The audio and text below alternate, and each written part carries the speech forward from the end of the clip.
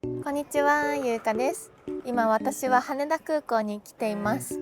これから羽田空港から大阪に向かうんですけど、今日は JAL のファーストクラスを使ってみようと思います。で、今日乗る飛行機なんですけど、JAL の127便です。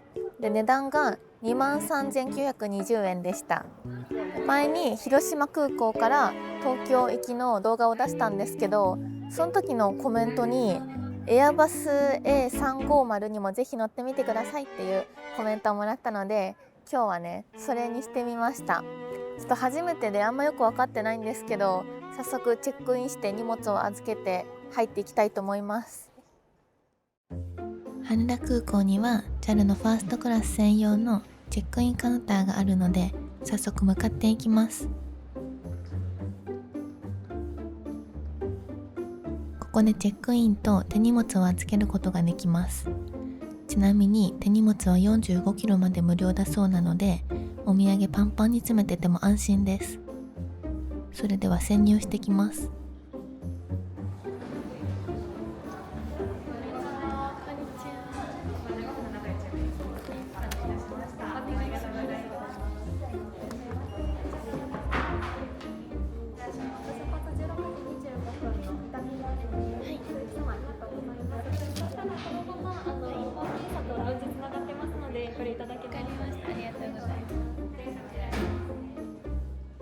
専用の保安検査場を抜けた先にラウンジに続くエスカレーターがありました。私の知ってる羽田空港じゃない。お上品な空気感で離陸前から私だけ浮いてる気がします。桜ラウンジとダイヤモンドプレミアラウンジの2つがあって、ファーストクラスの乗客は両方利用できるみたいです。まずは桜ラウンジから行ってみようと思います。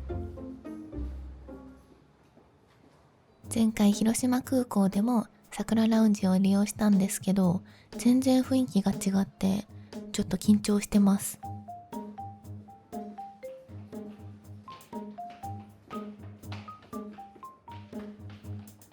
じゃーん、中はこんな感じで広々してて、とっても過ごしやすそうです。席も400席くらいあるらしいから、椅子取りゲームにもならなそうですね。バーラウンジにはコーヒーマシンや紅茶、緑茶、あとはちょっとしたスナックが用意されています。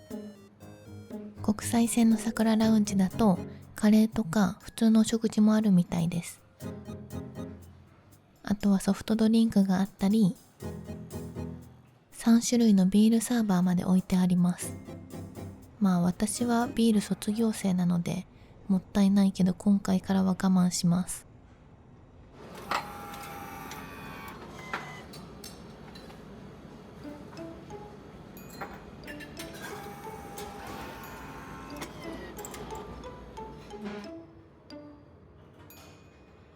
いや、これは違うんですよ。やっぱり今回はファーストクラスなのでね、せっかくなら元を取れるくらい満喫しちゃおうと思って、飲んじゃいました。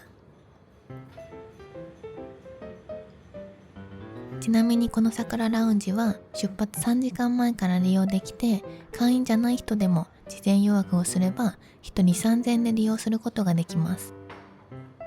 ビール飲みまくりたい人は絶対来た方がいいですね。最初の桜ラウンジはこんな感じでした。続いてはダイヤモンドプレミアラウンジ。前回の動画でもたくさんコメントをもらったので、どんなラウンジかとっても楽しみです。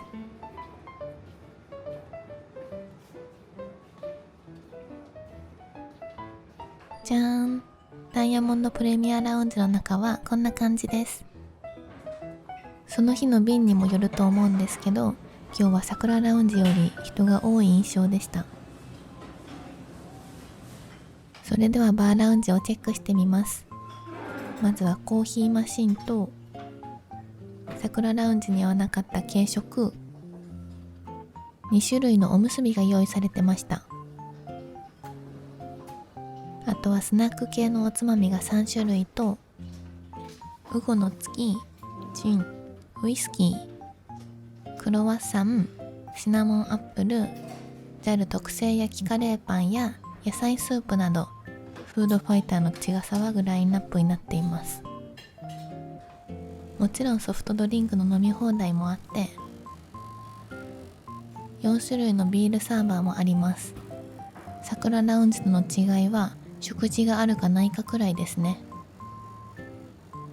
ビールの誘惑を振り払ってラウンジ内を探検しに来ました。ここは通話専用ブース。私は通話相手がいないっつうわけでスルーします。通路の途中には喫煙所があったり、これびっくりしたんですけど、手荷物を預けられるクロークだそうです。私は預けたことも忘れて飛行機に乗っちゃいそうなので使わないでおきます。他にもシャワー室があったり、とにかく設備が充実してましたね。搭乗までまだ時間があるので記念に軽食もいただこうと思います。窓際の席は景色が最高で、飛行機を眺めながらまったり過ごすことができそうです。座席にはコンセントと USB ポートも一つずつありました。ビールの誘惑にまたまた惨敗。ダイヤモンドプレミア飲みはしてみたかったので、ようやくこれでビール卒業できそうです。JAL 特製焼きカレーパン、口コミで絶賛されていたんですが、果たしてお味はいかがでしょうか。すでに美味しそうでテンション上がります。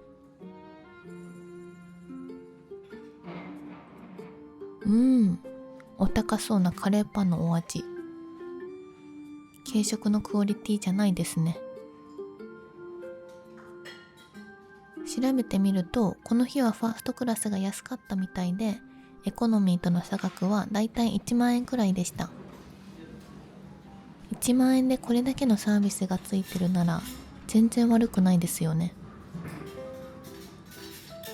調子に乗っておむすびまで持ってきちゃいました。この後機内食もあるのに、こんなに食べて大丈夫なんですかね、私。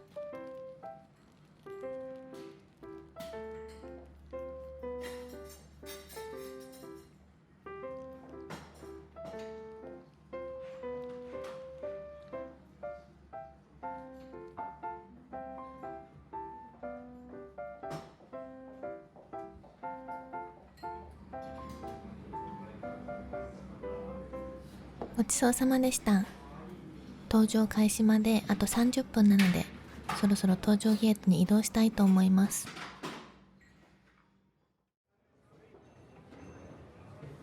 搭乗ゲートまでウォーキングしようと思ったら、思いのほか近くて、全然カロリー消費できなそうです。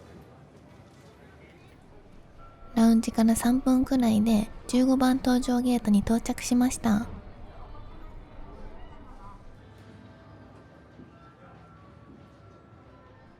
今日お世話になるのは JAL127 便。初めてのエアバス A350。とっても楽しみです。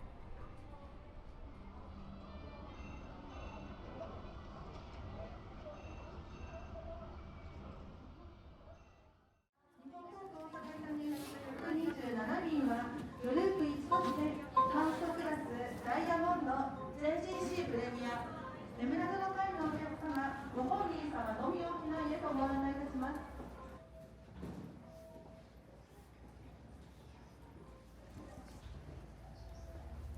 機長さんたちが手を振ってくれる貴重な映像。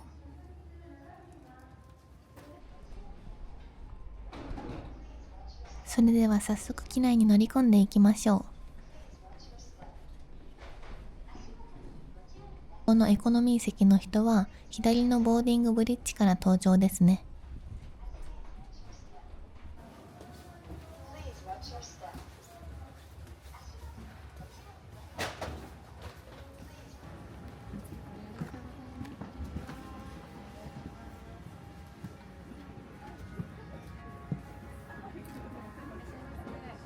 じゃーん。今回の座席はこんな感じです。アメニティ類は最初から用意されていて、お水、スリッパ、毛布、あとはヘッドホンが置いてありました。座席にはリクライニング機能と、なんとマッサージ機能までついているみたいです。すごすぎる。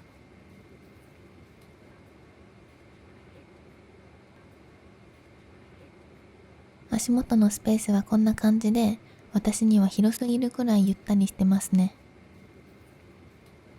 座席前のポケットにはエチケット袋と安全のしおり、ちゃんと A350 って書いてありますね。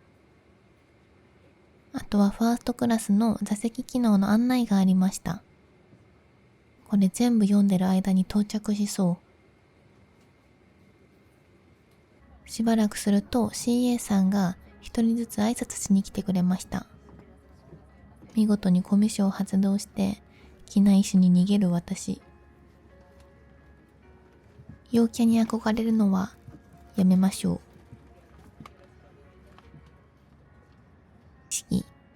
例えば行きで映画が途中までしか見れなかった時にレジウムコードをメモしておくと、なんと帰りに途中から見ることができるんです。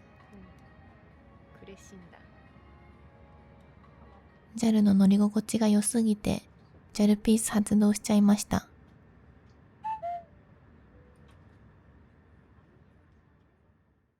まもなく離陸いたします。シートベルトを腰の低い位置で緩みねじれのないようお締めください。また座席の背もたれ、テーブル、足置き、個人用画面、コントローラー、カップホルダーを元の位置にお戻しください。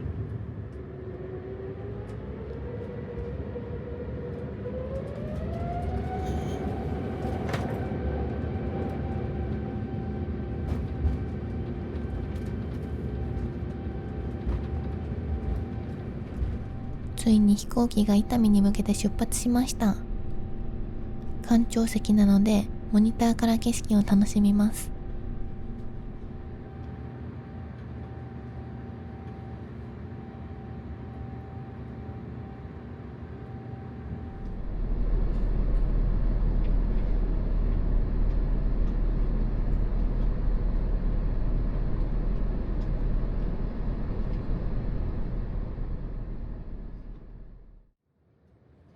出発したので、まずは機内の Wi-Fi からチェックしてみたいと思います。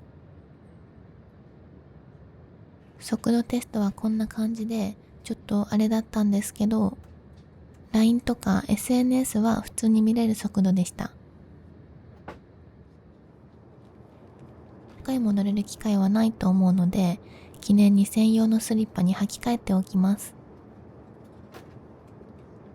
もこもこスリッパで記念撮影中。今のうちにリクライニングも全開で倒してみます。おー、めっちゃ心地いい角度まで倒れてくれますね。何時間でも乗ってられそうなくらい抜群に座り心地がいいです。フットレストもこんな感じで自分好みに細かく調整することができます。マッサージ機能もお試し中。やばい、降りたくなくなってきました。何ですかここは。幸せと快適を足して2で割ったような空間です。元が取れすぎて余りそう。シートに飲み込まれそうになっていましたが、そろそろ機内食の時間なので頑張っておきました。左側のメニュー、9割カタカナですが、絶対美味しいはず。そしてこちらがドリンクメニュー。もちろんすべて飲み放題になってます。さっきビールは卒業したので、ビール以外で行かせていただきます。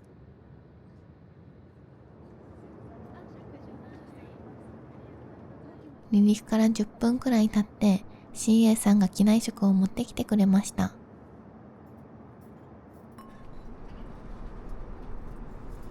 いもプラスチックじゃなくて、まるで空の上にあるレストランにいる気分です。それではジョセフ・ペリエ・キューベロイヤル・ブリュットで乾杯。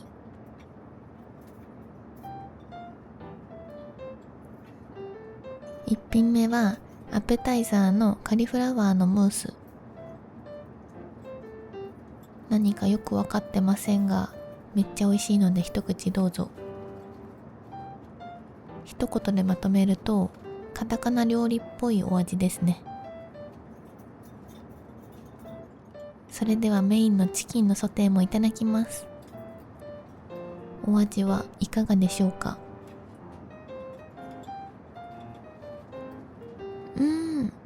柔らかくてめっちゃ美味しい。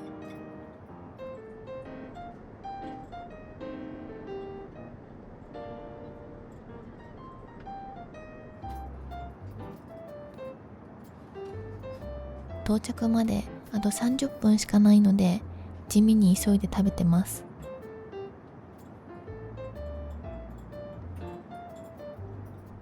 まだ半分も食べれてないのに、飛行機は名古屋の上空を通過中。やばい、何から手をつけよう。困った時はとりあえず飲みます。さすがに残したくないので、意地でも全部食べきります。なんとかデザートまで完食できました。危なかった。到着18分前。滑り込みセーフでしたね。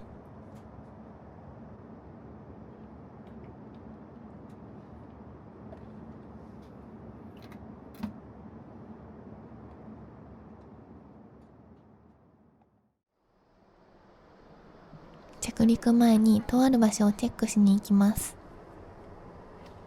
ファーストクラスのお手洗い調査。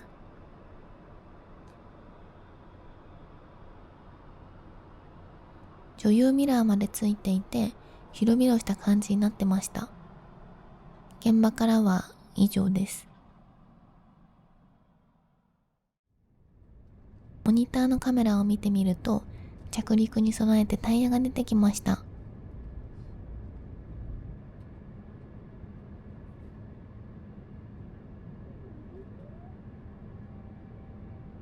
快適な空の旅もいよいよ終盤です。全然降りたくなくて、困りました。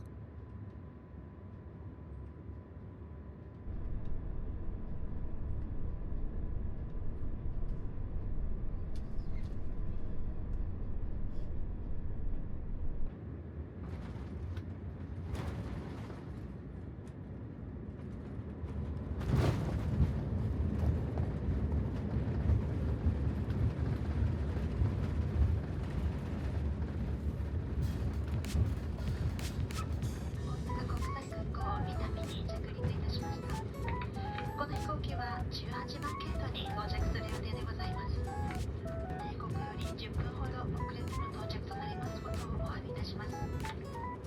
日本航空にご搭乗くださいまして誠にありがとうございました。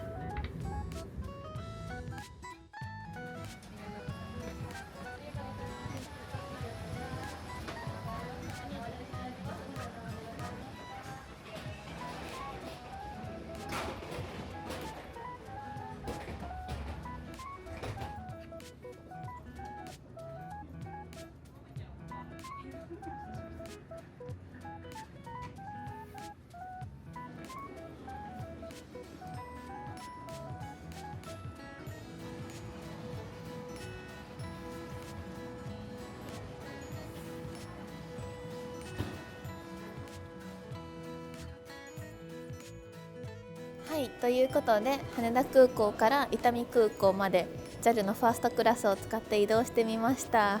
いやー、今回もめちゃくちゃ良かったです。前回広島の時に乗った飛行機よりも今回の方が新しくてすごい乗り心地が良かったです。前に艦長席座った時に前が CA さんと目が合う感じになってて結構気まずかったんですけど、そういうのもなくて、でしかもモニターもあったからフライトもすごく楽しめました。出発前からラウンジが使えて、しかもダイヤモンドラウンジと桜ラウンジの2種類があって、ダイヤモンドラウンジでは食事とかもできてすごかったです食べ物も美味しくって大満足でした。他にも乗ってみたい飛行機まだまだあって、 ANA もすごい気になってるし、あと国際線もねすごい気になってます。今回1時間ぐらい、いや1時間ないか、47分くらいしかフライト時間がなかったからすごい短くて、ご飯食べ終わった頃にはもう名古屋を通り過ぎてて、あやばいってなってて、ちょっと焦ったので、もうちょっとね、国際線結構高いんですけど、韓国とか台湾あたりだったら頑張れば行けるかなって行きたいですね。また乗ってほしい飛行機とか他の乗り物でもあったらぜひコメントでお待ちしてます。ということで最後まで見てくれてありがとうございました。チャンネル登録とコメントと高評価待ってます。バイバーイ。次の行き先もお楽しみに。